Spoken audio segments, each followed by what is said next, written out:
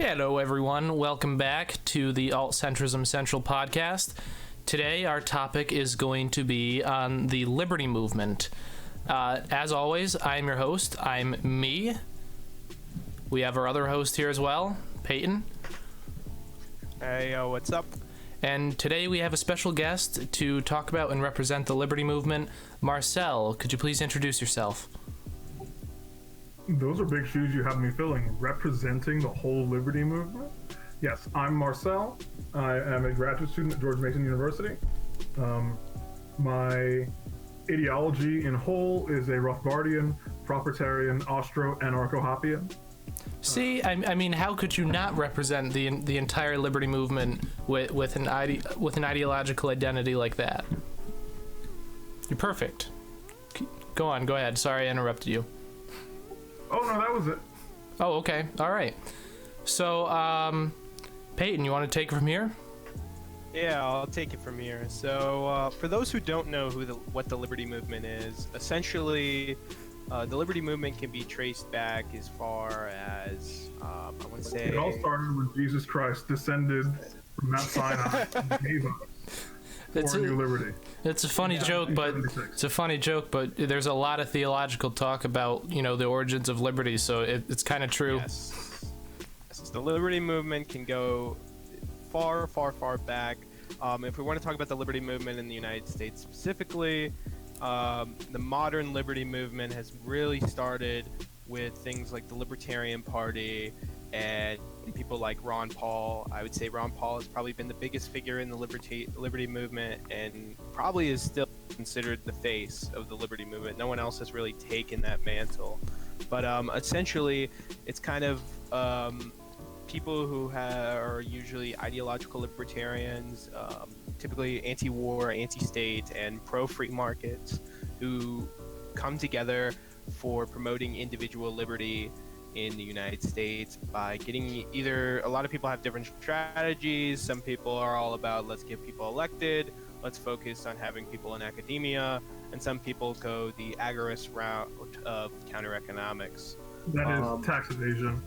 Yeah, basically tax evasion, and as well, like, things like the Silk Road, which, Joe, you know a lot about because you're obsessed with Ross Ulbricht, but...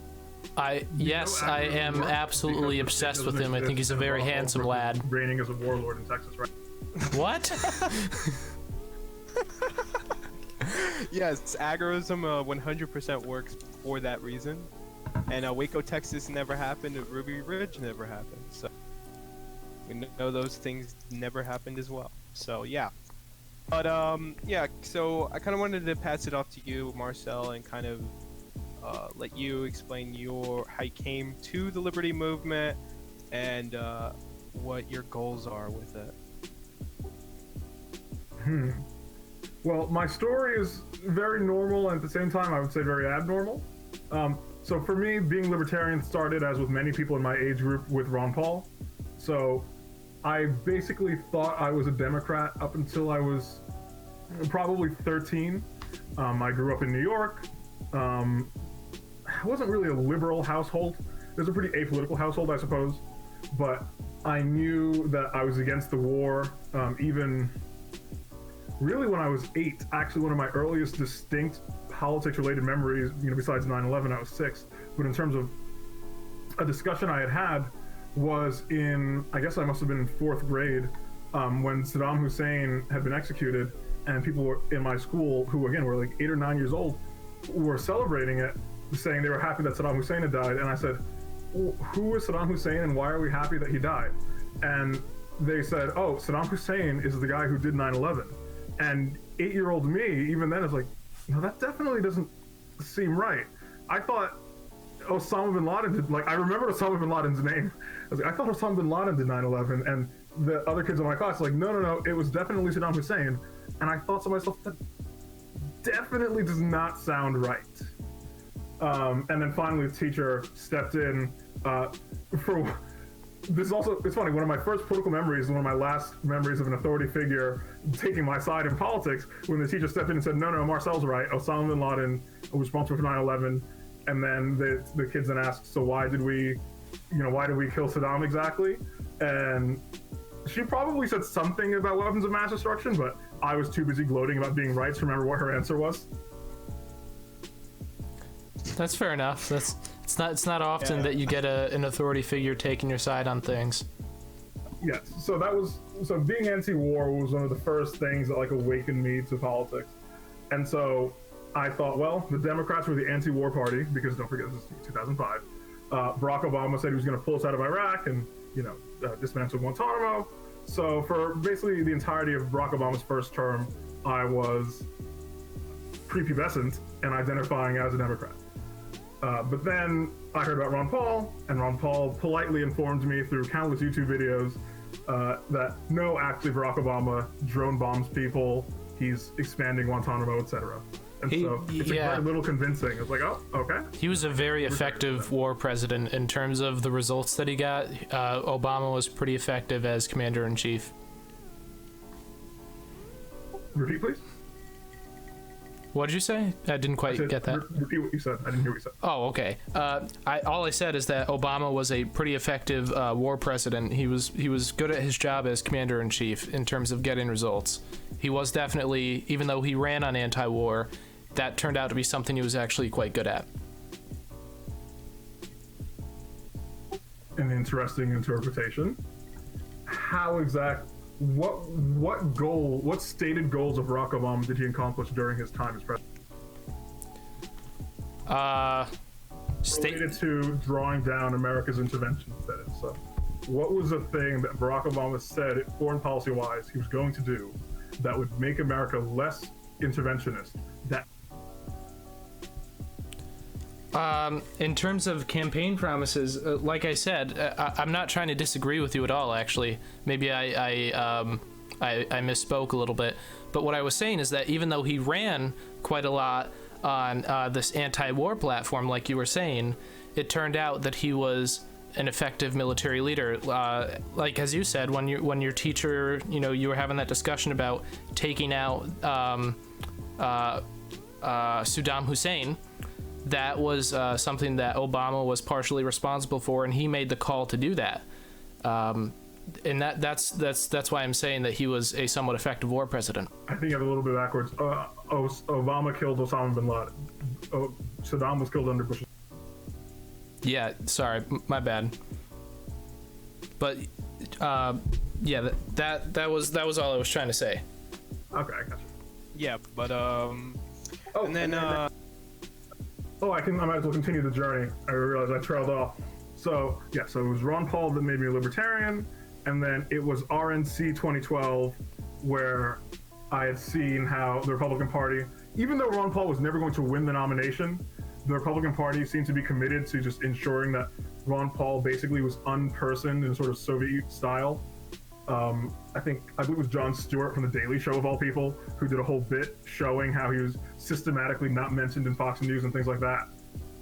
And that, seeing that happen, the eyes have it moment, basically, it didn't make me an anarchist as much as I saw that happen. And then a few people said, oh, have you heard about anarcho-capitalism? I was like, what's that? And they said, taxation is theft. And then again, with very little convincing required, because, all right, I guess taxation is theft and I'm an anarchist then.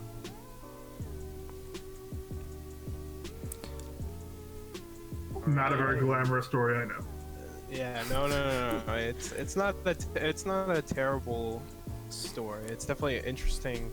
Definitely coming from the perspective of moving Democrat then Ron Paul to anarcho-capitalism. I think it's actually a pretty typical, minus the anarcho-capitalism a little bit, because of course the liberty movement isn't full of just anarcho-capitalists, but I think most people were, awakened to the liberty movement by Ron Paul, if they were. If most people talk about that. There's like a comedian who's very big in the liberty movement, Dave Smith. He talked about this at a debate between him and the Libertarian Party chair, and he mentioned that. And I would say the vast majority of people in that audience and the vast majority of people who will identify libertarian, whether party or ideological, will say the same thing. And I think it's one of the reasons it's a kind of interesting story, Marcel, is that it reveals a little bit about your character as a person, because your response to taxation as theft was, well, okay, yeah, I agree with you, which suggests that you are more into deontologism rather than consequentialism. And without those big fancy words, I'm sure you already know this, but what it means for any of the viewers out there is basically just that you're a principled person and the ends don't always justify the means for you. For the most part, I would agree with that, yeah. I think that's largely.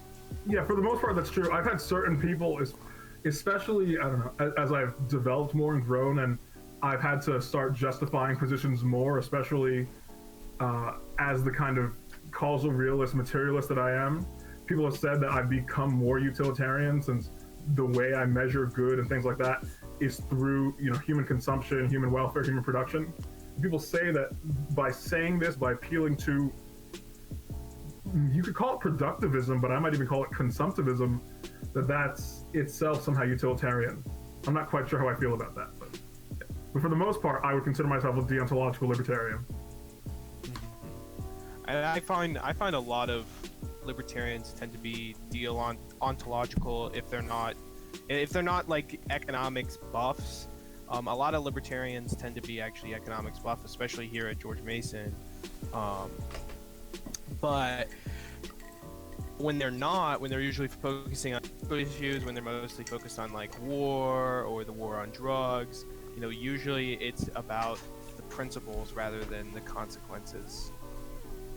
Yeah, I think it was Rothbard that had the quote that nobody's going to die in the trenches for a 2% marginal tax reduction. Yeah, I agree with that. Yeah, and then if I want to talk about some more like experience-based things with the Liberty Movement, I know you've had a lot of run-ins with the Mises Institute and then other stuff you do with the Liberty Movement. Yes. So this past summer, I was a summer fellow at the Mises Institute. It was a great time. My first real interaction with them was going to Mises U last year. Mises U, I'm just gonna make the pitch. Mises U is a week-long magical adventure where you go to Libertarian Hogwarts in Auburn, Alabama, and you get to see all the big names of the Mises Institute, and they lecture you. And of course, you get to talk to other libertarians, in my view, the very best kinds of libertarians, and it's a lot of fun. Yeah, can I ask you a quick question about that? Since it's a place where like-minded people are able to discuss things with each other, how much disagreement did you find while you were there? Myself, I would say a lot. But it was very in the weeds kind of disagreement. The kinds of disagreements that Catholics have with other Catholics, not the kind that Catholics have with atheists.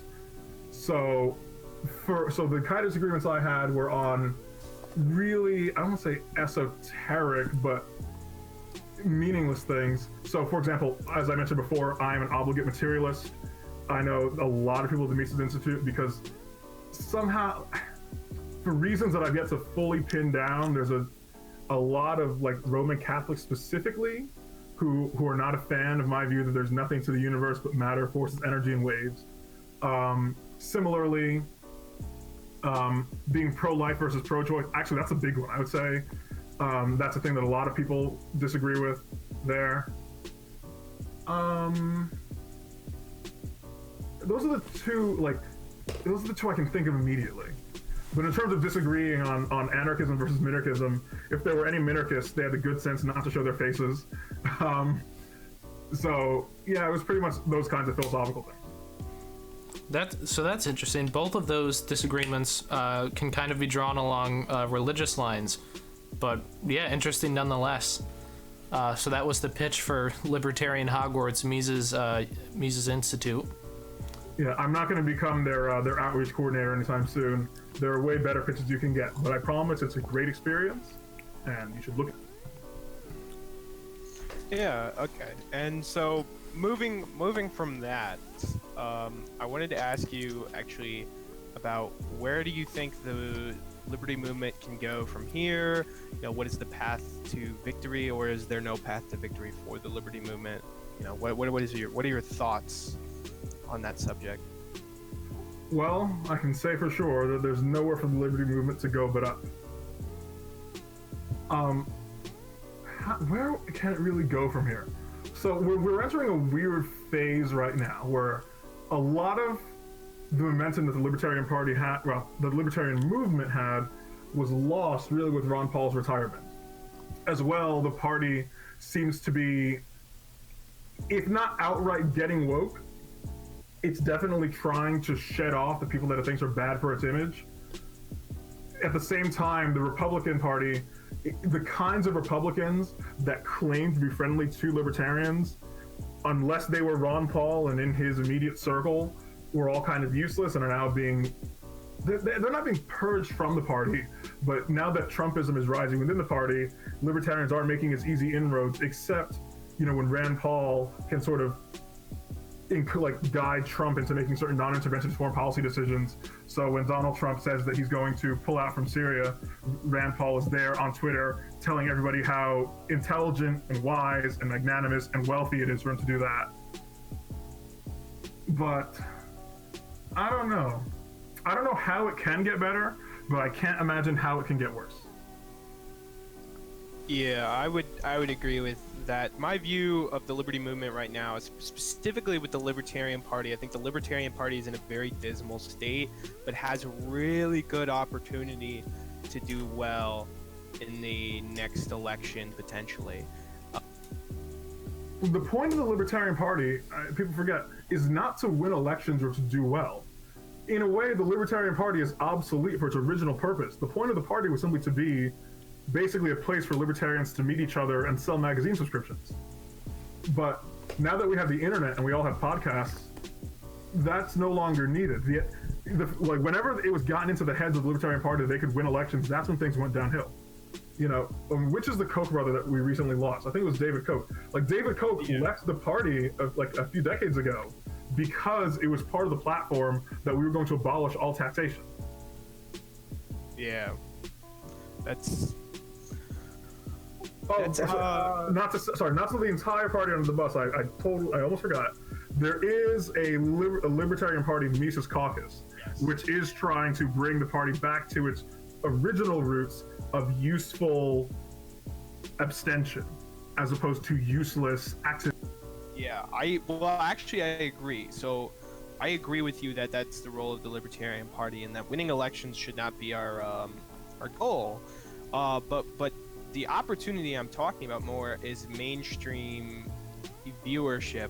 In 2016, and I am kind of going off of some points Dave Smith made in the Dave Smith versus Nicholas Sarwark debate, which I highly suggest people check out and watch that, because it's a very, even if you're not a member of the Liberty Movement, it's a very interesting debate to see about the motivations of the Liberty Movement. But Dave Smith was talking about this, that in 2016 we had an unprecedented opportunity of where we were getting national attention. We were getting a 1 hour long CNN town hall, and because we put Gary Johnson and Bill Weld, Gary Johnson, who is not the brightest bulb in the world in my opinion, and then Bill Weld, who is basically a neoconservative in disguise, who was a lobbyist for the military-industrial complex.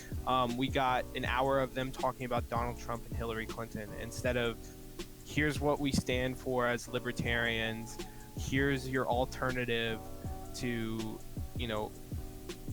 here's your alternative to the two parties. And Dave Smith was really adamant about how it doesn't matter if we're getting 5% of the vote or 3% of the vote. The Libertarian Party should be focusing on converting people, which I think is the only effective strategy that any ideological movement can go by. Yes, although even then I'm a little skeptical. One of my earlier black pill moments was Michael Malice put out a tweet showing that even at its lowest level of support, a military junta has been polling higher than the Libertarian Party. So I'm not sure that too many people really have it in them to become libertarians.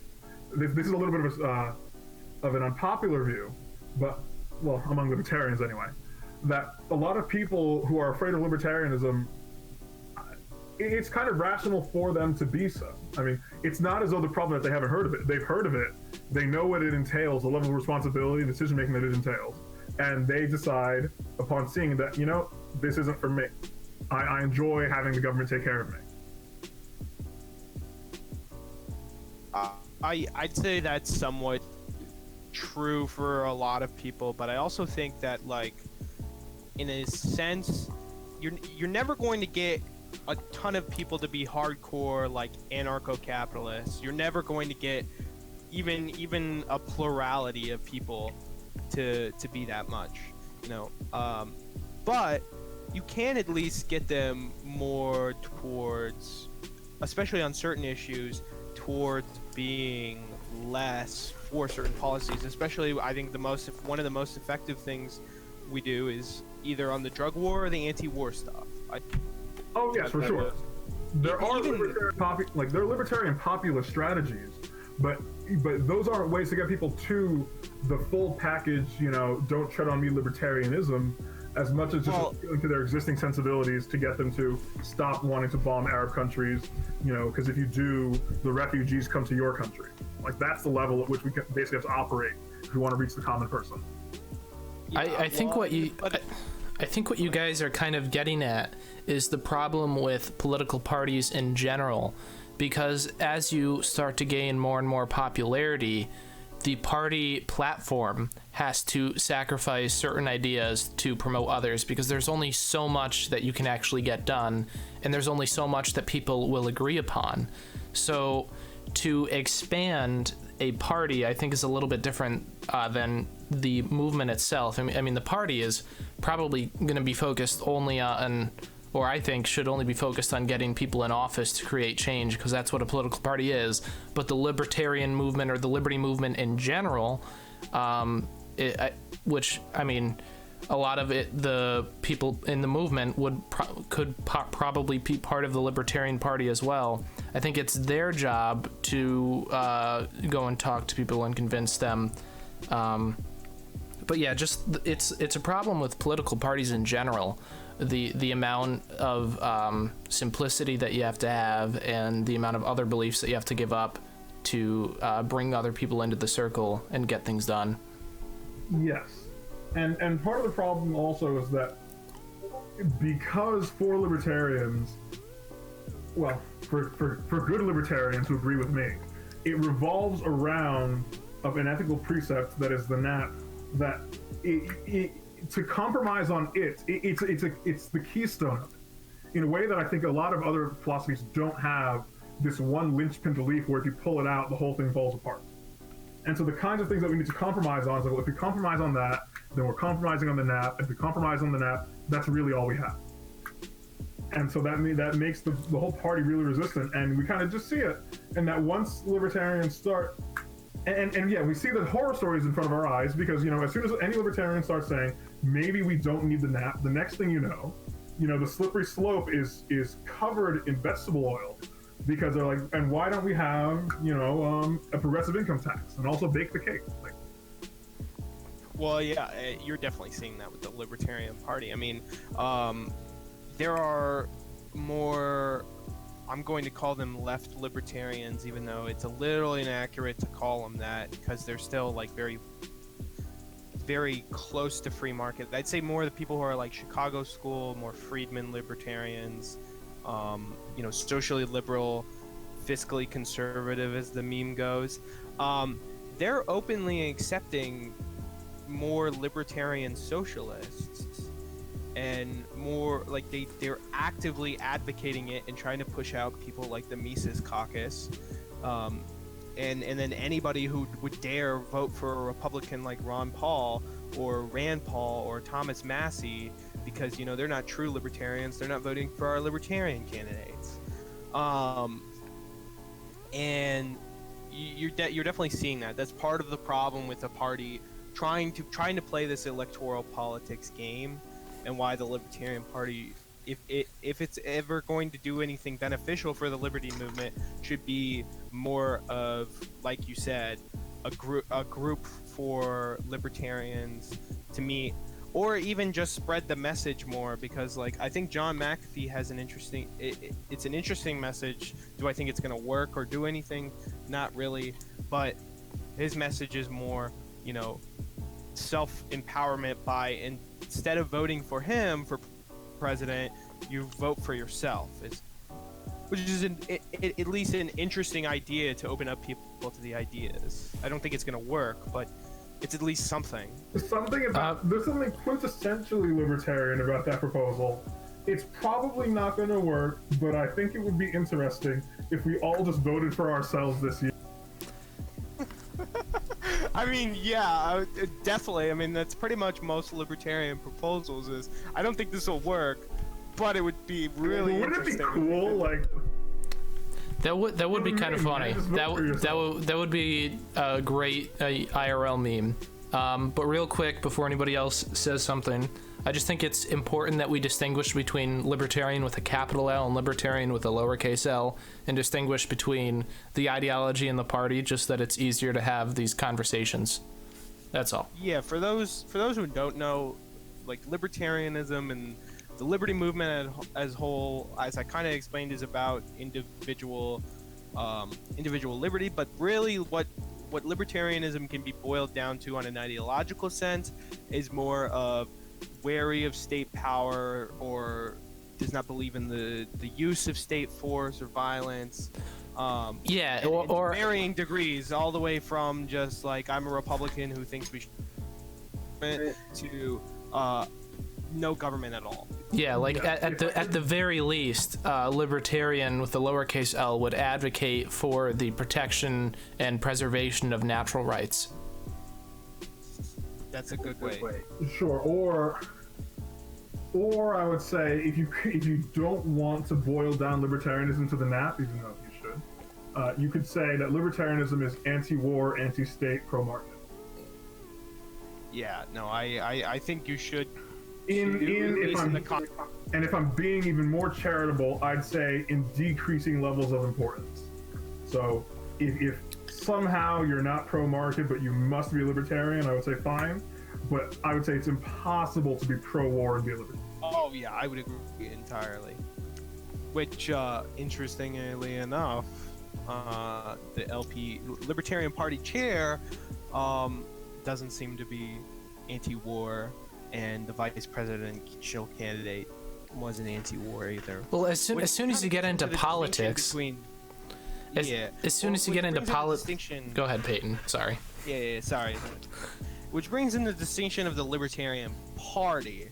Now, the Libertarian Party, as a general rule, is the whole Gary Johnson meme of fiscally conservative but socially liberal, which just doesn't make any sense, and isn't really a policy position at all, and doesn't really describe what you're for.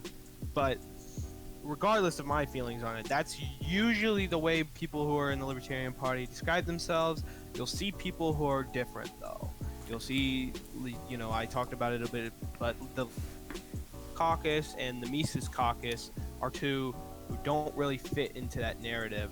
But as the party seems to be going now, those socially liberal, fiscally conservative people who identify libertarianism as that seem to be moving towards allowing these libertarian socialists so they could kick out people like the Mises caucus. I would go a step further. The thing about this fiscally conservative, socially liberal thing is not that it's some kind of deception. It's more as though libertarians themselves really kind of fooled ourselves on what socially liberal meant.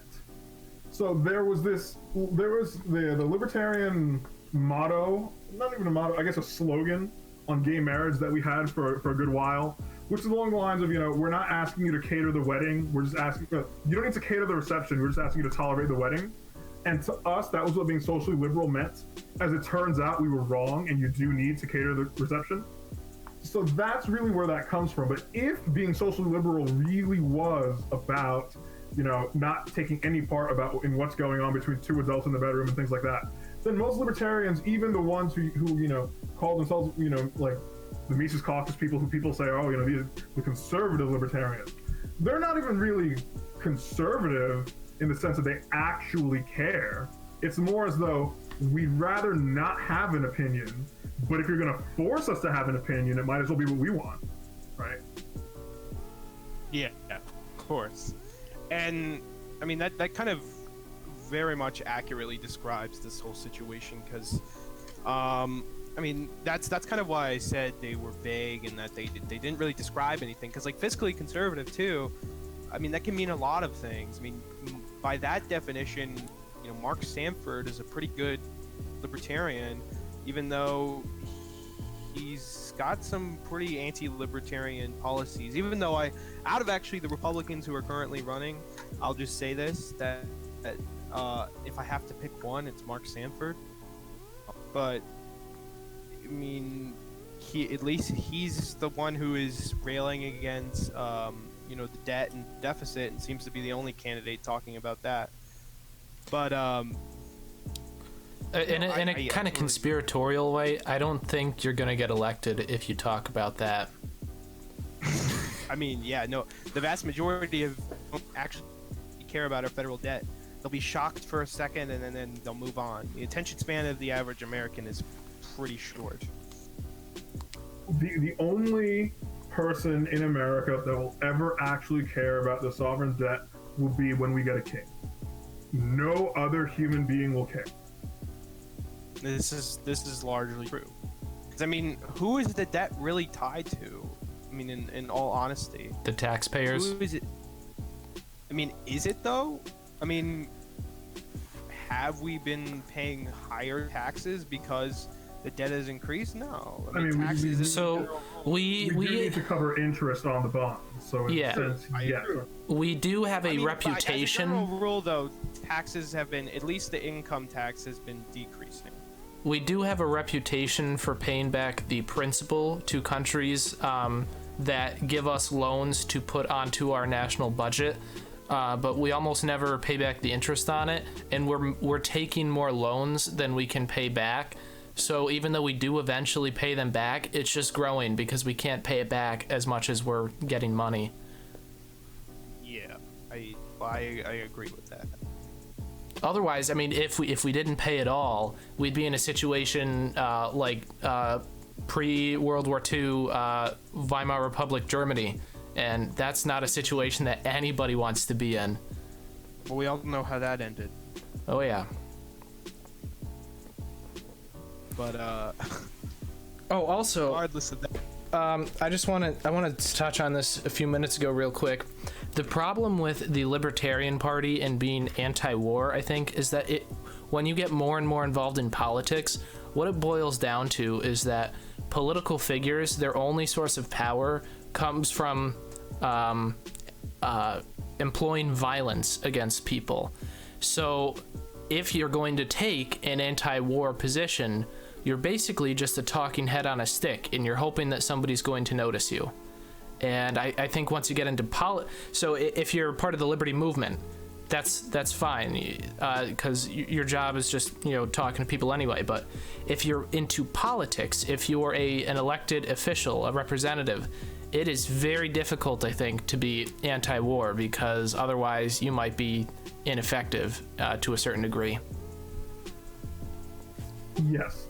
I mean, America's had a history of having one or two anti-war representatives, or maybe one anti-war senator at a time, and most Americans have never heard of. Although I'll plug a book, We Who Dared to Say No to War is a book compiled by Tom Woods and I think it's Murray Polner, compiling some of these moments. But the very fact that the big speeches fit into a single book that's not even particularly large. Yeah, the better place for anti-war people is just standing outside on the step shouting. That's apparently where we belong. Oh man. I also endorse reading this book. I'm very pessimistic. I realize I've just been saying some real downer after downer. Yeah, no. But I am a libertarian. I do think we'll win eventually. I don't know how. But I promise, be a libertarian. It's actually very enjoyable. Well, I kind of wanted to ask you, of the three, kind of strategies I gave, which one do you think is going to be the most effective, or is currently the most effective? Or are you going to talk about? Are you going to talk about your 3-step plan now? My 3-step plan? Oh, I'm not going to talk about my 3-step plan. Okay, all right, never mind. So what are the strategies? Winning elections, what and what? Winning elections, education through like academia. So basically, the George Mason tactic and the Mises Institute tactic, or agorism. I'm interested in which of those three do you think is the most effective? I guess the education one. I guess just a long march of the institutions. I mean, I don't think that. So some people may object to saying that libertarianism is a right-wing philosophy, but they're not on the podcast, and I am. So libertarianism is a right-wing philosophy, and it's kind of hard to achieve right-wing goals with left-wing strategies. But if anything is going to work, aside from the libertarian populist strategy, which doesn't work persistently, right? You can kind of have. I think it's telling that the most successful populist anti-war movement that we had was the America First Committee. And, you had some real, respectable plutocrats, the Charles Lindberghs of the world, join it. And then as soon as Pearl Harbor happened, they all just left. They just threw in the towel immediately, almost no resistance. So that shows, I think, the kind of long-lasting effects, that is none, that libertarian populist strategies can have. I think they can work maybe to stop a specific thing, right? To stop a specific war. But I don't think they can really work to getting us to be more libertarian. So if we're just looking at proven successes of if not, making ANCAP paradises, at least making the world more libertarian, yeah, it's been, academics becoming unelected bureaucrats.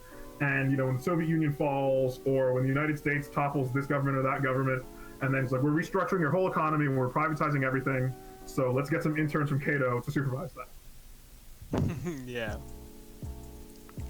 This is kind of what happened in Iraq. This happened in the Soviet Union, things like that. So I guess that's what works if I really have to look around. Yeah, no, and I'm not someone who claims to know the strategy either. I think at this point, a libertarian, nation is to happen. It's likely to happen because it took advantage of some ongoing conflict within that nation. So in the context of the United States, let's say it's been mentioned recently that they would, if the Democrats did a buyback program, there'd be a civil war. Let's say or if Trump gets impeached, there'd be a civil war. Nuclear war. Let's entertain that as I don't think it would be nuclear war. I don't think it would be end of civilization nuclear war, but I think a few nukes. Libertarian order would have to arise, I think, opportunistically. It's not going to happen by us claiming from the start that we're libertarian. It's going to happen when, a bunch of guys who maybe we're going to just fill in the gaps with someone else's philosophy. I think it's going to be some party or group that comes to power that doesn't care about economics and just needs some advisors. So much has been made even of a good example is in Brazil, right? Jair Bolsonaro, who he seemed like he didn't even really expect to win until near the very end of his campaign. And so it ended up being that most of his people he had pointed to these economic positions were all libertarians who had read, Mises and Hayek and things like that. So I think that's really where it's going to be. As a history buff, and I guess a little bit as a podcast host, I have some interesting opinions on how people or movements can quote unquote win. If we're looking back at, say, the American Revolution, I'd say the primary strategy that won that one of Peyton's 3 strategies that he mentioned was agorism. But it can't be like today's agorism where Antifa just goes and breaks things in the streets. with the American Revolutionary War, it was a very targeted, specific kind of aggravism. People were upset with taxes and the way that the British were quartered in people's homes and things like that. In fact, I agree, and in fact, that's frankly a better object lesson than the America First Committee example I gave, where you had some people who were ostensibly libertarian who agitated outrage against a few specific grievances, and then once passion settled down, they all looked around and said, let's pass an excise tax on whiskey, and that was just that. Yeah, and then the other strategy that I think would work quite well, and I'm not sure if anybody's going to agree with me here on this one, but as a podcast host, and I don't know, just over the last few years, my experience in talking to people about politics, I found that the best way to convince people that they are wrong is actually to agree with them, because people like to deny logical arguments and emotional arguments, especially because of the ego and this whole team identity that we build around political parties and identities. So the best way actually to convince people is to subtly agree with them and get to the bottom of, try to understand what they believe, why they believe it, and then talk with them about it and say, well, the problem is with this, or if you really want to do that, why not do this? And I think, even though that's a much more difficult route, it takes a lot more time, I think it's a very effective one. Sure, for some people, I would say yes. But it only works if people actually share your goals. But since a lot of people, they may claim to have goals that are not what they actually have, or they have goals that are totally at cross purposes to yours. So in my case, if somebody says that their goal is to bring about a state of economic equality, it'd be a great test of my abilities, I suppose, but I can't really sit down with them and say, well, I think the best way to achieve a state of equal distribution of goods and services would be through totally free markets. Well, right. But so in that situation, what I would do is I would sit down with them and have a conversation, and I would try to help them get to the bottom of what that actually means, how they would do it, and then eventually you might start to see either your ideology unravel or theirs. I don't think that there's just this brick wall always that people aren't going to agree, but I think it would take a lot, and I've had these conversations with many of my friends, and it takes a long time, but eventually you grow closer because you start to realize that your ideas aren't so different. At least that's been my experience, but maybe your experience has been a little bit different. Yeah, my experiences have not been that uplifting on that front. Often that kind of strategy maybe works on a few people, but on the vast majority of people I would say no. And really, yes, only for people that I consider my friends, who I have the kind of time and semi-commitment to having multiple conversations with them. Although, actually, I'll be honest, when you were first describing this idea, I read it a totally different way of just agreeing with them poorly. That is, agreeing with them, but in a bad way, to just get them to see the logic. Because I've had a few conversations with people where, in a way, both to test my abilities or just to advance some other concept, I would relax certain constraints of ideology. And then I would end up having people make arguments against not even anarchism, but just very normal beliefs, but as if they were arguing against anarchism. So if I can be more specific about it. So I was once having a discussion about where justice comes from, and the example I gave was how something is a crime because there's a victim. So if there's no victim, there's no crime. And so if the victim or their next of kin doesn't want to press charges, it wouldn't necessarily be right to circumvent their wishes. You may disagree, and there were good arguments on the other side of this, but what ended up happening was I had presupposed a sort of Thomas Hobbes Leviathan state, where you had an absolute king, and he had the authority. He had guards and taxes, and the crimes were punished with basically floggings or death, so there were no prisons. Just so I can establish the principle, it wasn't even important to the scenario. But I noticed as I was describing the scenario, the person was pushing back against this idea of a state whose only weapons were basically bullets and whips. And then he started asking me these questions like, how what gives this king the right, to do this to people? Why? How is he paying for this? I was like, what do you mean? How is he with taxes? And I asked him, like, am I making some weird anarchist argument right now? And he said no, but what if people rise up against this king? Like, what if there's a raider gang? They have more guns and more money and more. I was like, are you trying to hit me with the local warlord problem, but with a king? I don't understand what's happening here. And so that was the closest I'd ever had to someone effectively trying to make anarchist arguments against me, seemingly because since I view the state as naked violence and was just trying to use it, people were saying, oh, whoa, I actually don't like the state like that. Yeah, I mean, that's certainly a tactic you can use, but I think that's a lot more difficult to set up. I guess that's kind of the beauty of the podcast that we do. And Marcel, I know you have a podcast, and I'm sure you'd love to plug it, but you get to have that time to kind of sit down and kind of understand what and why people believe what they do. Oh yes, yeah. I might as well take that opportunity. My podcast is called The Moral Minority Podcast. We are on Spotify, iTunes, and Spreaker. I am sure that Peyton will post a link to it in the show notes. I will. I have much more chemistry with my co-host Dan than I do have with you guys. So again, as always, it's more exciting in the actual product. No, I totally get it, but I was gonna actually kind of back up Marcel's point that there are some people that I think you just won't convince ever, and it's because you have these very principled differences. And it's very hard to convert someone who's on an extreme with very different principles. It's very easy to get people who are more middle of the road, people who are unsure, people who are just there.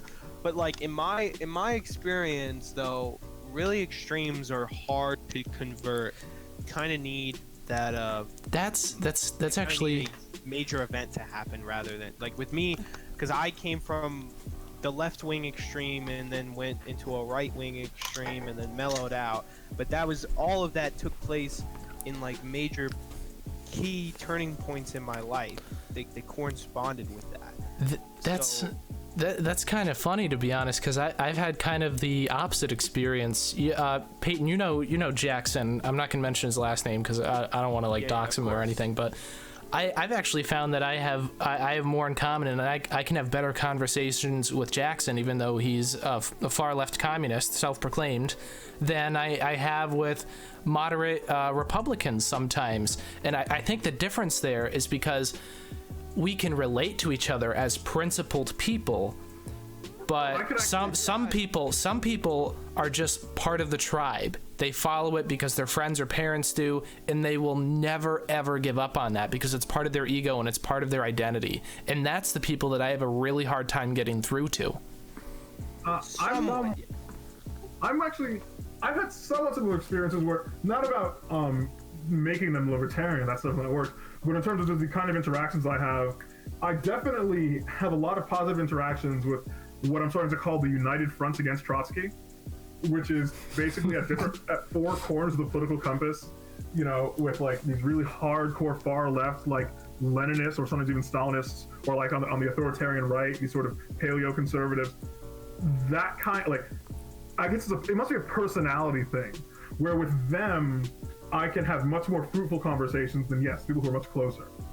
Especially with people who are like, really far on the left. It's usually anti-war, since I'm known to have like being anti-war is my single issue. For the people who are not so totally drunk on their ideology, where identifying as libertarian makes me toxic, I can have good anti-war conversations. Yeah, and just to like clarify, I don't mean that like I could totally convince Jackson of anything, but I just mean that it was easier to relate to him about certain things than say other people. Okay, so I don't disagree with that other, but when it comes to converting people, I think it's the opposite. Like if you're going to talk about anybody coming to your side, or pretty much a futile effort with people like that, in my experience. But I will agree, like the extremes are the people who I have the most fruitful conversations with. They always have my side like the or most on interesting someone ideas too. else's side. Oh, it occurs to me also that I said something that might require some explanation for some members of your audience. So the reason I call it the United Front against Trotsky is because for a lot of people on the right, and even for like Leninists and Stalinists, neoconservatism, like Bush, Reaganism, this kind of interventionist republicanism is identified as an offshoot of like Trotskyism for a variety of historical reasons, basically. And so that's why I say it's a United Front against Trotsky. Just wanted to lay that out.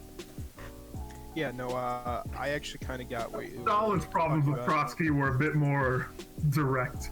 Yeah. And he solved them in a far more direct. Yep. Yes. Yep. He did solve it in a really direct was way. he was poisoned, wasn't he? Yes, he died of iron poisoning, like a severe overdose in the back of his skull. Oh man. I don't think you heard that last part in the back of his skull. No, yeah, I did hear that. Okay. Oh wait, am I being dumb? Is that just a bullet? Yeah. No, he was. Okay, never mind. I'm dumb. There it is. You heard it first. It was recently sold too. That like it turns out some Mexican cop was holding on to it, and then like his granddaughter just now sold it. Trotsky's grandson tried to like have her donate it to a museum, and then she said, which it was a very like the best way to bounce on the grandson of a dead communist is like, actually, I want to make some money off of this. Oh my god. Pretty, but kind of going back to what we were talking about, but like sometimes I just think when you have fundamental disagreements with people on principle, like if you, for example, not sharing a belief in property, I think creates a lot of conflict between people. Like you can have these conversations with them, but living with them in a society and being, let's say neighbors, it's a little harder. I wonder how. And yet we do live in this society. I wonder if they would like change their beliefs if, say, you're talking to somebody who doesn't believe in private property and you say, okay, well, give me your clothes. It was made by the public. It was manufactured by us. So give it to me. Property. Yeah, they make this distinction of their argument is that they try to distinguish private versus personal property, and that private property you can make capital off of. But I mean, like, well, even still, their argument doesn't make much sense because of what I just said. Your clothes are manufactured by the public, therefore they are the fruits of my labor. Give it to me. That's technically true, but also the way I usually go about routing this argument is that because the definition is according to them is anything you can make with capital. I mean, you can accumulate capital from pretty much anything. Your the house. best example are cars. I think cars are the best way because the car ostensibly is personal property, but then you use it as a taxi, and now it's private property.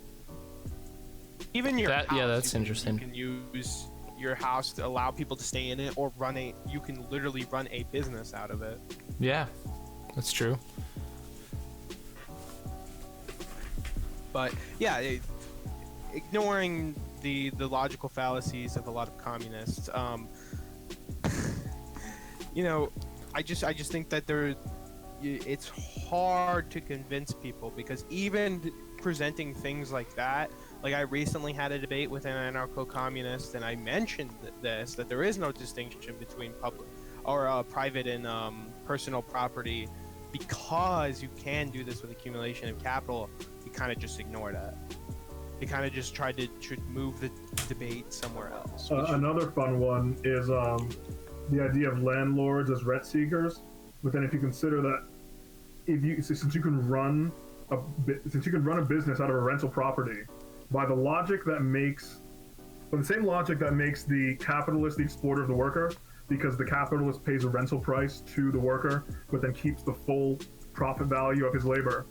A capitalist likewise pays a rental price to the landowner, but maintains that same full value. So can a landlord be exploited?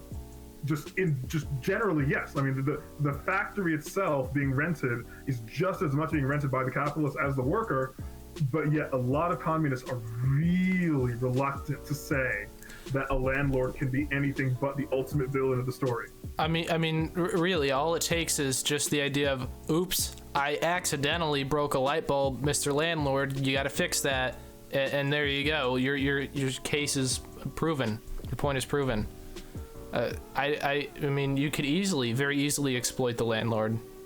Yeah, no, you could definitely do that. If we just sat around thinking of ways we've owned the communists, I think this podcast would get pretty boring.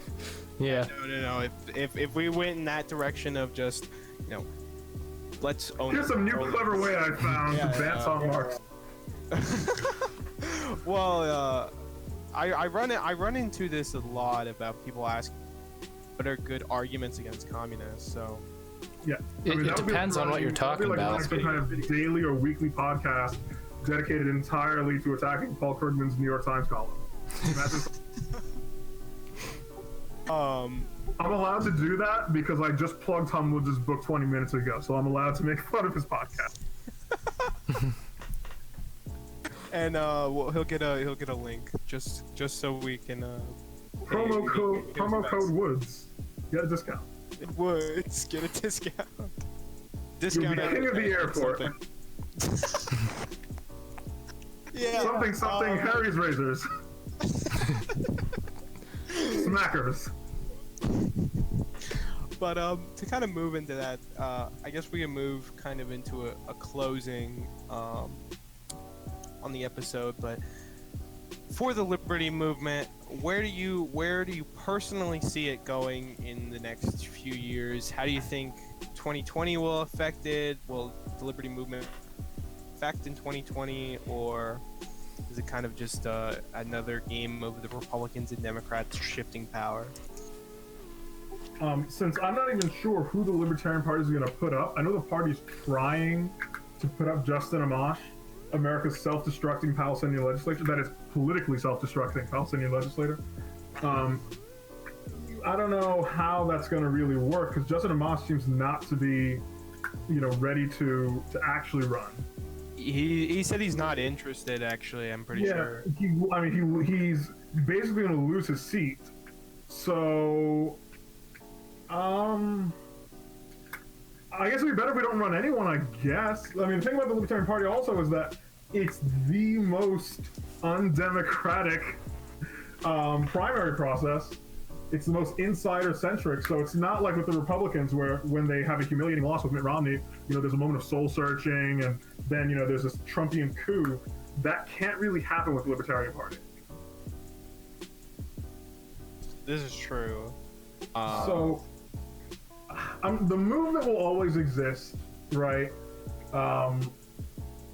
We're not going to... the Libertarian Party and the Libertarian movement has lost some members from time to time. Some of them become communists, some of them become other things. But there's still a solid core that sticks around. Other things. Yeah, so... You want to talk about Chris Cantwell for a second? No.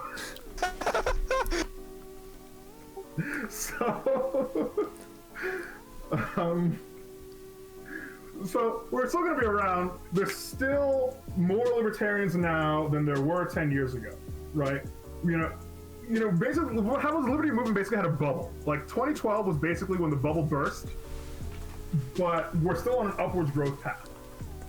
How we'll win, I don't know. I'm not saying we're going to have some kind of final victory in the end, but it can't get worse. And I think for us, it will get better. I'm trying to remember whose quote it was. The future will be better tomorrow. Especially if we repeal the 20th century, of course. Which is now my favorite rock. I didn't hear anything you said. Repeal the 20th century, that'll happen. Oh, it's your favorite rock. Yeah, it's my favorite Rothbard quote now. For those who don't know in the audience, because a few people, we've mentioned him briefly before, but Murray Rothbard is one of the leading economists in the Austrian School of Economics, which is really popular. with libertarianism, especially the Mises type people, because the Mises Institute is named after Ludwig von, who was again another big Austrian economist. But not only did you butcher his name, but your voice cut out. Ludwig von Mises. I always butcher his name. Like, it was as though Discord itself didn't want to hear you finish it.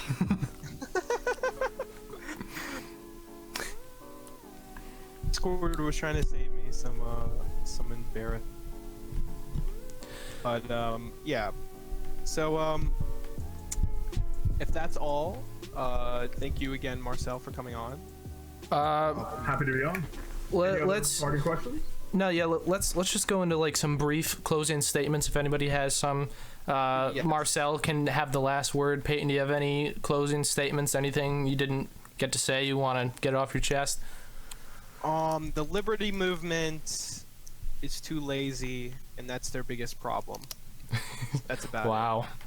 All right. Kind of like Hillary Clinton, basket of deplorables. Telling them. All right. I mean, you could turn it around in a positive way and say, you know, just we got to work harder. Say we instead of you. Yeah. But I don't know. As for me, closing statements, I think of the liberty movement as not something very recent.